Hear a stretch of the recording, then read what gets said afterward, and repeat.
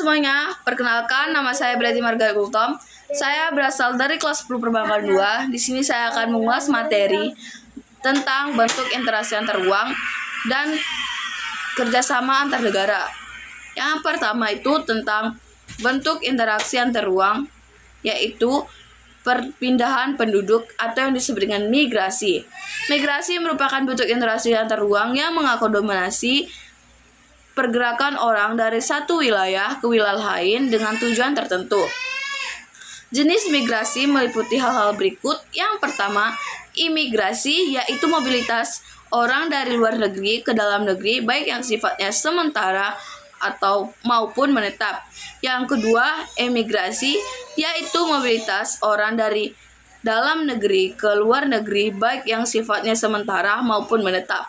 Yang ketiga, urbanisasi, yaitu mobilitas penduduk dari desa ke kota yang bersifat permanen. Yang keempat, ruralisasi, yaitu mobilitas penduduk dari kota kembali ke desa. Yang kelima, transmigrasi, yaitu mobilitas penduduk antar pulau dalam suatu negara yang sifatnya menetap. Yang keenam, evakuasi, yaitu mobilitas penduduk karena adanya bencana alam atau masalah keamanan lainnya di suatu wilayah. Yang ketujuh, sirkulasi, yaitu mobilitas penduduk yang bersifat sementara untuk keperluan pekerja atau keperluan lain yang mengharuskan menginap di tempat tujuan. Yang kedelapan, komutasi, yaitu mobilitas penduduk dari desa ke kota yang bersifat tidak permanen pada hari yang sama. Adapun komunikasi merupakan bentuk interaksi antar ruang yang melibatkan pertukaran ide atau gagasan baik secara langsung maupun tidak langsung. Contoh pertukaran informasi di antaranya sebagai berikut. Yang pertama, siaran televisi. Yang kedua, streaming. Yang ketiga, website. Adapun transportasi, yaitu bentuk interaksi antar ruang dalam pergerakan barang dan jasa dari satu daerah ke daerah yang lainnya. Antara lain sebagai berikut. Yang pertama, perdagangan internasional ekspor dan impor. Yang kedua, pengiriman komoditas. Perdagangan melalui transportasi laut, darat, dan udara dari satu daerah ke daerah lainnya. Kerjasama antar negara. Upaya pelaksanaan sistem perpolitikan luar negeri Indonesia sebagai amanah falsafah ideologi Pancasila dan landasan Konstitusi Undang-Undang Dasar 1945, yaitu Indonesia berperan aktif dalam membina hubungan negara lainnya.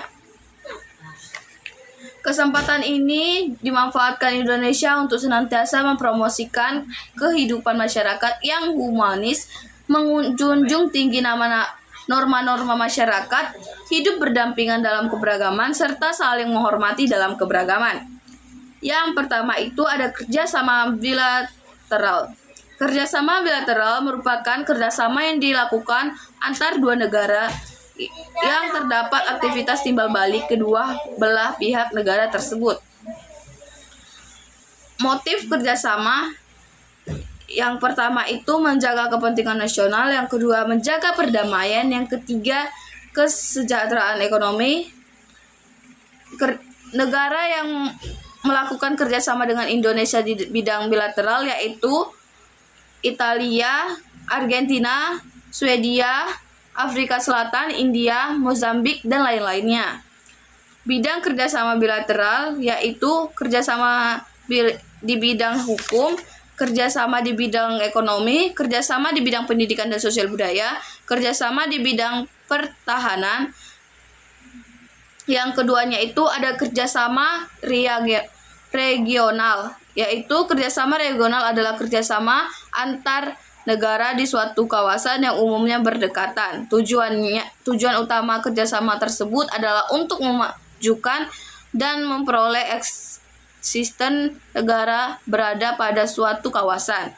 Contoh-contoh kerjasama regional di Indonesia yang pertama itu ada Association of Southeast Asian Nations atau ASEAN. ASEAN adalah organisasi kerjasama multibidang yang dilakukan oleh negara-negara di wilayah Asia Tenggara. Berikut perwakilan dari kelima negara beserta negara asalnya yang ada di bidang kerjasama di ASEAN. Yang pertama itu Indonesia diwakili oleh Menteri Luar Negeri yaitu Adam Malik.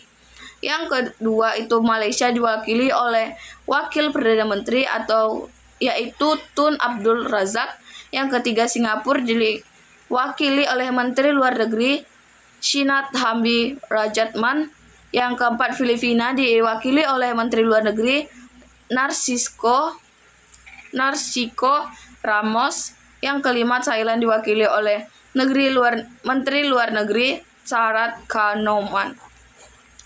Selain krisis ekonomi akibat kolonialisme, latar belakang berdirinya ASEAN yang pertama itu persamaan letak geografis, yang kedua persamaan budaya, yang ketiga persamaan nasib, yang keempat persamaan tujuan. Tujuan didirikannya ASEAN meliputi hal-hal berikut. Yang pertama itu mempercepat pertumbuhan ekonomi serta kemajuan sosial budaya untuk mempererat komunitas Asia Tenggara yang damai dan sejahtera. Yang kedua mengupayakan perdamaian dan stabilitas regional dengan menghormati keadilan dan supremasi hukum di antara negara anggota dan patuh pada prinsip piagam PBB. Yang ketiga, mengupayakan kerjasama aktif dan bantuan timbal balik untuk kepentingan bersama.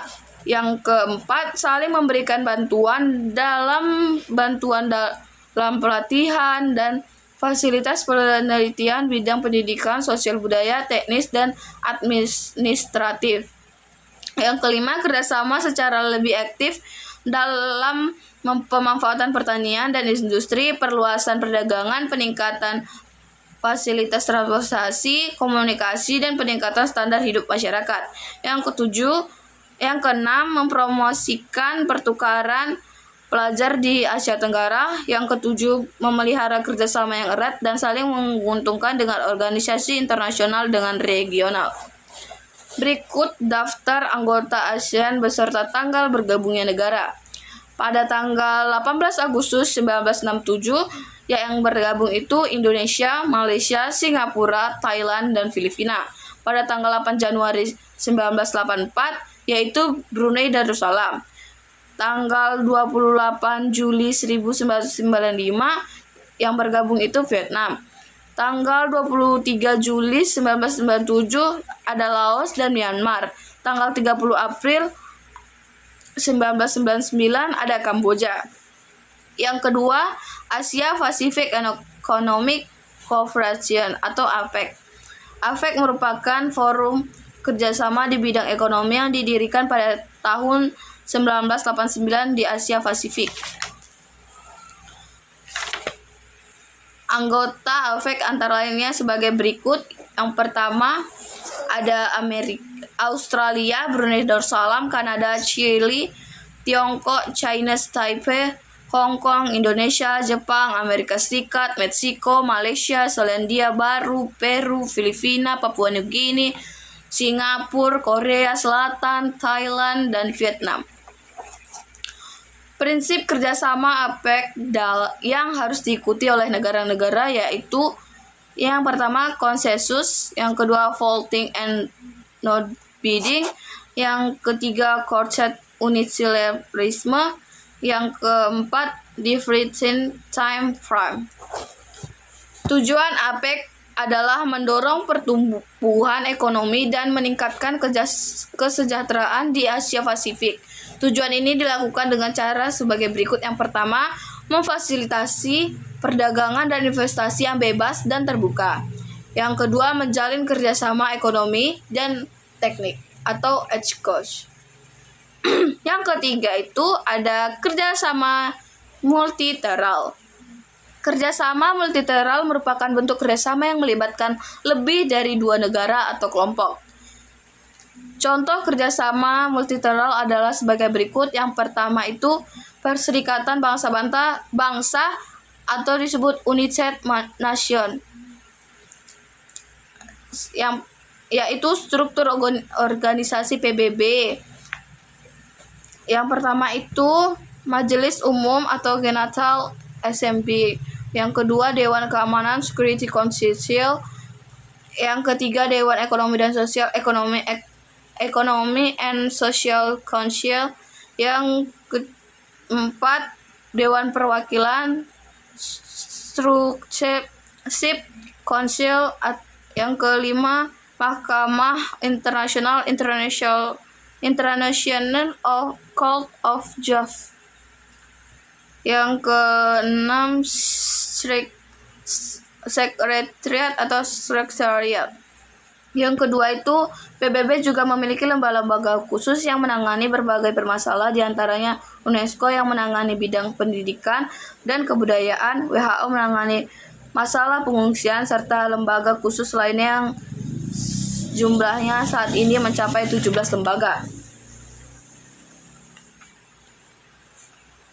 Yang B itu tentang World Trade Center Organization atau WTO merupakan organisasi perdagangan dunia yang memiliki kewenangan mengatur perdagangan antar negara yang bermarkas di Jenewa, Swiss.